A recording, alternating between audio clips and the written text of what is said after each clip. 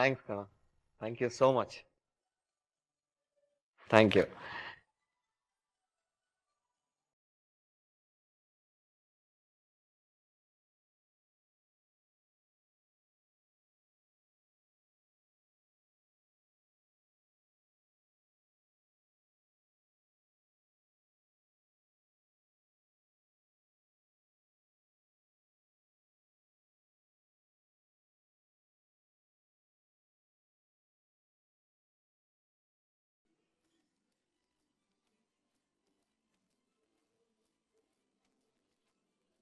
ದೇವ್ರು ನಿನಗೆ ಕೊಡೋದನ್ನೆಲ್ಲ ಕೊಟ್ಟಿದ್ದಾನೆ. ಒಳ್ಳೆ ಆಯುಸ್ಸು ಆರೋಗ್ಯನೂ ಕೊಟ್ರೆ ಅಷ್ಟೇ ನಮಗ್ ಸಾಕು. ಆ ದೇವರು ನನಗೂ ಒಳ್ಳೆ ಅಪ್ಪ ಅಮ್ಮನ ಗಿಫ್ಟ್ ಆಗಿ ಕೊಟ್ಟಿದ್ದಾನೆ. ಸೊ ನಾನು ಇವತ್ತಿನ ಬರ್ತ್ಡೇಗೆ ಈ ಮುದ್ದಿನ ಅಪ್ಪ ಅಮ್ಮ ನನಗೆ ಗಿಫ್ಟ್ ಏನ್ ಕೊಡ್ತಿದ್ದಾರೆ? ಗಿಫ್ಟಾ? ಏನ್ ಗಿಫ್ಟು?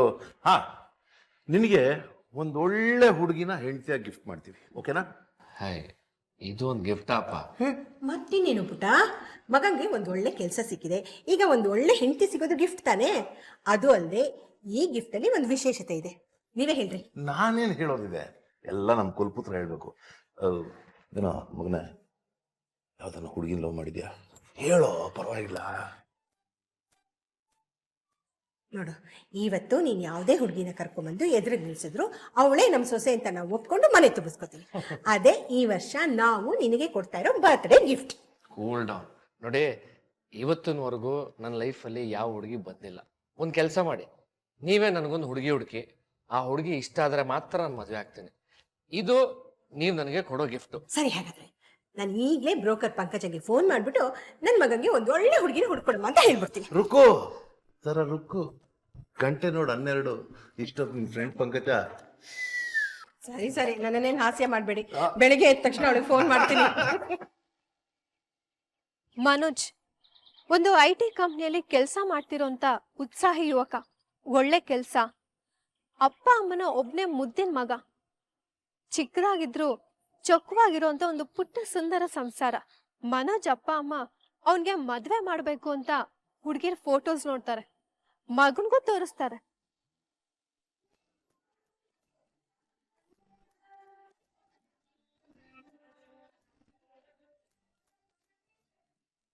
ಏನಮ್ಮ ನೀನು, ನೆನ್ನೆ ತಾನೇ ಮದುವೆ ಪ್ರಸ್ತಾಪ ಮಾಡಿದ್ಯಾ, ಆಗ್ಲೇ ಹುಡುಗಿ ನೋಡೋ ಕಾರ್ಯಕ್ರಮನಾ?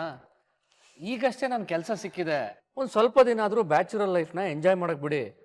1-6 ತಿಂಗಳು ನನ್ನನ್ನು ಸುಮ್ಮನೆ ಬಿಟ್ಬಿಡಿ ನೀವು. ಹಾಗಲ್ಲ ಕಣೋ, ಶಾಸ್ತ್ರಗಳು ಹೇಳಿಲ್ವಾ ನಿನ್ನ ಜಾತಕ ನೋಡಿ, ನೀನು 29ನೇ ವರ್ಷದಲ್ಲಿ ಏನೋ ಕಂಟಕ ಇದೆ ಅಂತ. ಅದೇ ಯೋಚನೆ ನಮಗೆ. ಆದರೆ ನನಗೆ ಇವಾಗ 28 ವರ್ಷ. 1 ವರ್ಷ ಅಡ್ವಾನ್ಸ್ ಆಗಿ ಯಾಕೆ ಯೋಚನೆ ಮಾಡ್ತಿದ್ದೀರಿ ನೀವು? ನೋಡು ಮನೋಜ, ನಿನಗೆ 29 ವರ್ಷ ಆಗೋದ್ರೊಳಗೆ ನೀನು ಮದುವೆ ಮಾಡಿ ಮುಗಿಸ್ಬೇಕು. ಯಾಕೆಂದ್ರೆ ಶಾಸ್ತ್ರಿಗಳು ಕಂಟಕದ ಬಗ್ಗೆ ಹೇಳಿರೋದು ಇನ್ನೂ ನಮ್ಮ ಕಿವಿಲಿ ಗುಯ್ಗುಡ್ತಾ ಇದೆ. ಎಲ್ಲ ತಿಳ್ಕೊಂಡ್ಮೇಲೂ ಎಚ್ಚರ ವಹಿಸೋಕಿರೋಕ್ಕಾಗುತ್ತೇನೋ? ಅದಕ್ಕೂ ಇದಕ್ಕೂ ಏನ್ ಸಂಬಂಧ? ಹಾಗೆ ನೋಡಕ್ ಹೋದ್ರೆ ನೀವ್ ಹೇಳಿದ ಪ್ರಕಾರ ಮದುವೆನೇ ಕಂಟಕ ಆಗ್ಬೋದಲ್ವಾ? ತಾಳಿ ಶಕ್ತಿ ನಿನ್ಗಿನ್ನೂ ಗೊತ್ತಿಲ್ಲ ಕಣಮನು. ಕಟ್ಕೊಂಡ್ ಹೆಂಡತಿ ಮಾಂಗಲ್ಯ ಭಾಗ್ಯ ಗಟ್ಟಿಯಾಗಿದ್ರೆ ಗಂಡ ಎಂಥ ಗಂಡಾಂತರದಿಂದ ಬೇಕಾದ್ರೂ ಪಾರಾಗ್ತಾನೆ. ಒಂದ್ ಒಳ್ಳೆ ಮನೆತನದ ಹುಡುಗಿ ನೋಡಿದೀವಿ, ನೀನ್ ಒಪ್ಕೊಳ್ಳೇಬೇಕು. ಸರಿ, ಇದ್ರಲ್ಲಿ ಯಾರಾದ್ರೂ ನಿಮಗೆ ಸೆಲೆಕ್ಟ್ ಆಗಿದ್ದಾರಾ? ನೀನೊಂದ್ಸಲ ನೋಡು. ನೀವಿಬ್ರು ಚೆನ್ನಾಗಿದ್ದೀರಾ. ಮೊದಲೇ ಇಬ್ರು ಡಿಸೈಡ್ ಮಾಡ್ಕೊಂಡು ಸೆಲೆಕ್ಟ್ ಮಾಡಿದೀರಾ, ನನ್ ಮುಂದೆ ನಾಟಕ ಮಾಡ್ತಿದ್ದೀರಾ? ನೋಡಪ್ಪ, ನಾವು ಒಪ್ಕೊಂಡಿರ್ಬೋದು, ಆದ್ರೆ ಫೈನಲ್ ಆಗಿ ಮದುವೆ ಆಗೋರು ಯಾರು? ನೀನ್ ತಾನೇ. ನೀನ್ ಮದುವೆ ಆಗೋಕೆ ಒಪ್ಕೊಂಡ್ರೆ ಅಲ್ಲಿಗೆ ನಮ್ಮ ಒಪ್ಪಿಗೆಗೂ ಬೆಲೆ ಸಿಗುತ್ತೆ ಅಲ್ವಾ?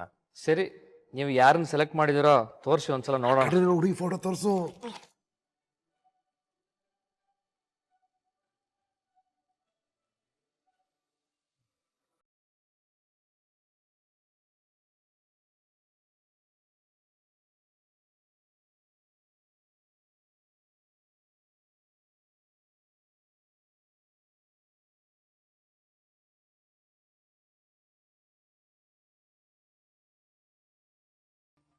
ಏನ್ ಮಾಡ್ಕೊಂಡಿದೀಯಮ್ಮ?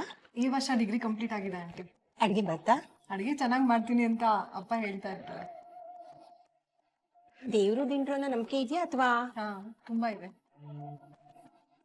ನಮಗೂ ಅಷ್ಟೇ, ನಮ್ಮ ಮಗನ್ಗೂ ಅಷ್ಟೇ. ದೇವ್ರು ಅಂದ್ರೆ ತುಂಬಾನೇ ನಂಬಿಕೆ. ಒಟ್ನಲ್ಲಿ ನಾವು ಬಯಸ್ದ ಹಾಗೆ ಇದೆಯಾ ನೀನು? ನಮ್ಮ ಮನೆಗೆ ತಕ್ಕ ಸೊಸೆ. ನಮ್ಮ ಮನೆ ದೇವರು ತಿರುಪತಿ ವೆಂಕಟೇಶ್ವರ. ವರ್ಷಕ್ಕೊಂದ್ಸತಿ ಹೋಗ್ಲಿಲ್ಲ ಅಂದ್ರೆ ನಮ್ಮ ಮನ್ಸಿಗೆ ಸಮಾಧಾನವೇ ಇರಲ್ಲ. ಇರಲ್ಲ ಮತ್ತೆ. ನೋಡಿ, ಯಾವ ದೇವ್ರು ನೆನ್ಸ್ಕೊಂತೀವೋ ಬಿಡ್ತೀವೋ, ಮನೆ ದೇವ್ರುಗಳನ್ನಂತೂ ಆವಾಗ ಅವಾಗ ನೆನ್ಸ್ಕೊಂತಾನೆ ಇರ್ಬೇಕು. ತಾಯಿ ಇಲ್ದಿರ ಮಗಳಾದ್ರು ಒಳ್ಳೆ ಸಂಸ್ಕಾರನೇ ಕೊಟ್ಟಿದ್ದಾರೆ. ನಿಮ್ ಮಗಳು ಎಷ್ಟು ಮುದ್ದಾಗಿದ್ದಾಳೋ ಅವಳ ನಂಬಿಕೆ ಇಷ್ಟ ಎಲ್ಲ ಅಷ್ಟೇ ಮುದ್ದಾಗಿವೆ. ಈಗೇನು ಹುಡುಗಿ ಓಕೆನಾ? ಮುಂದಿನ ಮಾತುಕತೆ ಮುಂದುವರ್ಸೋಣ. ನನಗೆ ನಮ್ಮ ಮನೆಯವ್ರಿಗೆ ಫೋಟೋ ನೋಡಿನೇ ಇವಳು ತುಂಬಾ ಇಷ್ಟ ಆಗೋದ್ಲು.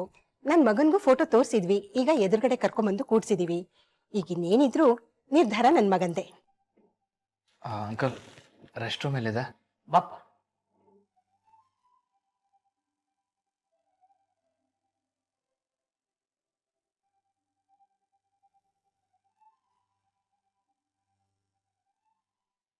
ಹಾಂ, ಹೇಳಿ ಮಿಸ್ಟರ್ ಶೆಣೈ. ಇಲ್ಲ ರೀ, ಇವತ್ತು ಯಾವುದು ಮೀಟಿಂಗ್ಸ್ ಇಲ್ಲ. ಹೌದು, ಗುಪ್ತಾ ಆ್ಯಂಡ್ ಸನ್ಸ್ದು ಟೆಂಡರ್ ಇತ್ತಲ್ಲ, ಅದೇನು ಮಾಡಿದ್ರಿ? ನೋಡಿದ್ರೇನೋ?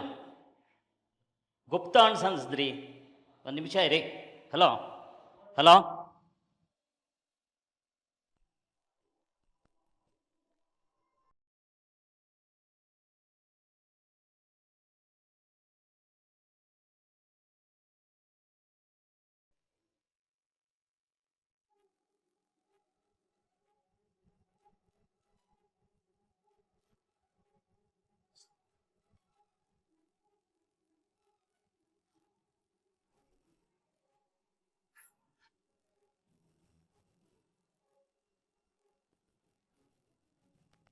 ಕಾವ್ಯ, ನೀ ಏನು ಮಾಡ್ತಿದೀಯ ಇಲ್ಲಿ? ಅದು ಕವಿತನ್ ಬಟ್ಟೆ. ನೋಡು, ಅವಳ ಕೆಲಸ ಅವಳು ಮಾಡ್ಕೊತಾಳೆ. ನೀನು ನಿನ್ನ ರೂಮ್ಗೆ ಹೋಗು.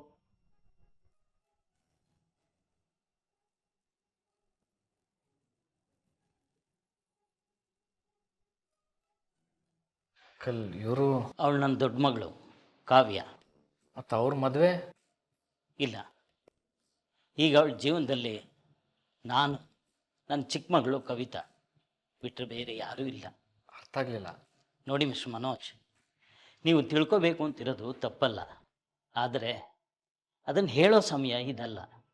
ಹಾಗಂತ ನಾನು ನಮ್ಮ ಸಂಸಾರದ ಯಾವುದೇ ಗುಟ್ಟನ್ನು ಮುಚ್ಚಿಟ್ಟು ಈ ಮದುವೆ ಮಾಡ್ತಿಲ್ಲ. ಮುಂದೆ ಹೋಗ್ತಾ ನಿಮಗೆ ಎಲ್ಲ ಗೊತ್ತಾಗುತ್ತೆ. ಎಲ್ಲ ಕೆಳಗಡೆ ಕಾಯ್ತಾ ಇದ್ದಾರೆ. ಬನ್ನಿ.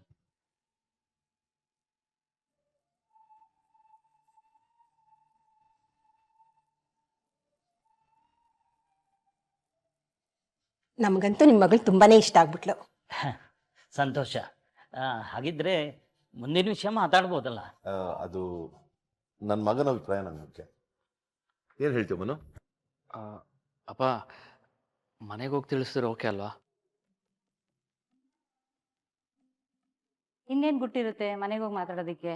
ನೀವಂತೂ ವರದಕ್ಷಿಣೆ ಮುಟ್ಟೋ ಜನ ಅಲ್ಲ. ಏನಿದ್ರು ಇಲ್ಲೇ ಮಾತಾಡ್ಬೋದಲ್ಲ? ಅಮ್ಮ, ಹೊರಡೋಣವಾ?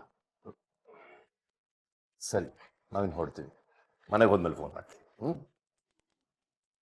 ಬರ್ತೀವಮ್ಮ.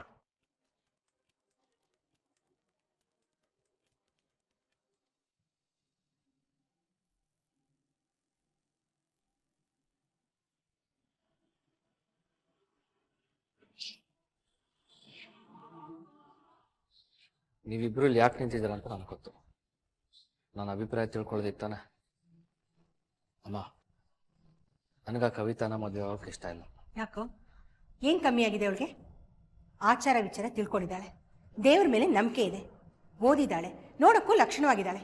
ಇನ್ನೇನ್ ಬೇಕು ನಿಂಗೆ? ಅದು ಹಾಗಲ್ಲ ಅಮ್ಮ. ನೀನು ಅವಳನ್ನೇ ಮದುವೆ ಮಾಡ್ಕೊಂತ ನೀನು ಬಲವಂತ ಮಾಡ್ತಾ ಇಲ್ಲ. ಆದ್ರೆ ಅವಳನ್ನ ಯಾಕೆ ರಿಜೆಕ್ಟ್ ಮಾಡ್ತಿದ್ದೆ ಅನ್ನೋ ಕ್ಲಾರಿಟಿ ಬೇಕಲ್ವಾ? ಆ ಕ್ಲಾರಿಟಿ ನಮಗೆ ಬಂದ್ರೆ ನಿನ್ಗೆ ಎಂತ ಹುಡುಗಿ ಬೇಕೋ ಅಂತ ಹುಡುಗಿನ ಹುಡ್ಕೊಂಡಂತೆ. ರಾಮನಾಥ್ ಅವ್ರಿಗೆ ಇನ್ನೊಂದು ಮಗಳಿದ್ದಾಳೆ, ಕಾವ್ಯ ಅಂತ. ಅವಳ ಬಗ್ಗೆ ಹೇಗೆ ಗೊತ್ತು ನಿಂಗೆ? ಓ, ಅಂದ್ರೆ ಅವಳು ನಿಮ್ಗೆ ಮೊದಲೇ ಗೊತ್ತಾ? ಹೌದು. ಅವಳು ಯಾಕೆ ಕೆಳಗೆ ಬರಲಿಲ್ಲ? ಅಲ್ಲ, ಅಕ್ಕನಿಗಿಂತ ಮುಂಚೆ ತಂಗಿಗೆ ಯಾಕೆ ಗಂಡು ನೋಡ್ತಿದ್ದಾರೆ ಅವರು? ಯಾಕೆಂದ್ರೆ ಈಗಾಗಲೇ ಆ ಹುಡುಗಿ ತನ್ನ ಲೈಫಲ್ಲಿ ಬಂದಿರೋ ಇಬ್ಬರು ಗಂಡಂದ್ರನ್ನು ಕಳ್ಕೊಂಡಿದ್ದಾಳೆ. ಆ ಹುಡುಗಿ ಆ ಮನೆಗೆ ಒಂದು ಕೆಟ್ಟ ಗ್ರಹ ಆಗಿದ್ದಾಳೆ, ಕಳಂಕ, ಅಪಶಕುನ ಅಂತ ಆ ಬ್ರೋಕರ್ ಪಂಕಜ ಹೇಳಿದ್ರು. ನೋಡು, ನನಗೂ ಆ ಹುಡುಗಿ ಬಗ್ಗೆ ಅನುಕಂಪ ಇದೆ ಕಣೋ. ಚಿನ್ನದ ಸೂಜಿ ಅಂತ ಕಣ್ಣಿಗೆ ಚುಚ್ಕೊಳಕ್ಕಾಗತ್ತಾ? ಆ ಕಾವ್ಯಂಗೋಸ್ಕರ ನಾವು ನೋಡಿರೋ ಹುಡುಗಿನ ರಿಜೆಕ್ಟ್ ಮಾಡಬೇಡ ನೀನು. ನೋಡು ಮನು, ಇವತ್ತು ಕವಿತನ ಜೊತೆ ನೀನೇನು ಮಾತಾಡಿಲ್ಲ. ನಾಳೆ ಮತ್ತೊಮ್ಮೆ ಬೇಕಾದ್ರೆ ರಾಮನಾಥ್ ಮನೆಗೆ ಹೋಗೋಣ. ಆ ಹುಡುಗಿ ಹತ್ರ ಮಾತಾಡು. ಅವಳು ನಿನ್ಗೆ ಓಕೆ ಅನ್ಸಿದ್ರೆ ಮಾತ್ರ ಅವಳ ಜೊತೆ ನಿನ್ ಮದ್ವೆ, ಇಲ್ಲಾಂದ್ರೆ ಬೇರೆ ಹುಡುಗಿ ನೋಡೋಣ ಬಿಡು. ಆದ್ರೆ ಕಾವ್ಯನ ಬಿಟ್ಟು.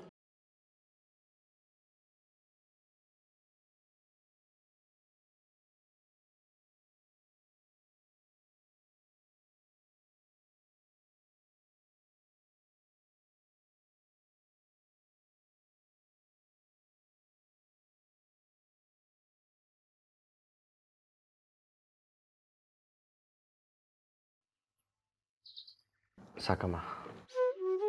ಅದು ನಾಳೆ ರಾಮನಾಥ್ ಅಂಕಲ್ ಮನೆಗೆ ಒಂದ್ಸಲ ಹೋಗಿ ಬರೋಣ. ನೀವು ಹೇಳಿದ್ರ ಬಗ್ಗೆ ನಾನು ತುಂಬ ಯೋಚನೆ ಮಾಡಿದೆ, ಅದಕ್ಕೆ ನಿರ್ಧಾರಕ್ಕೆ ಬಂದಿದ್ದೀನಿ.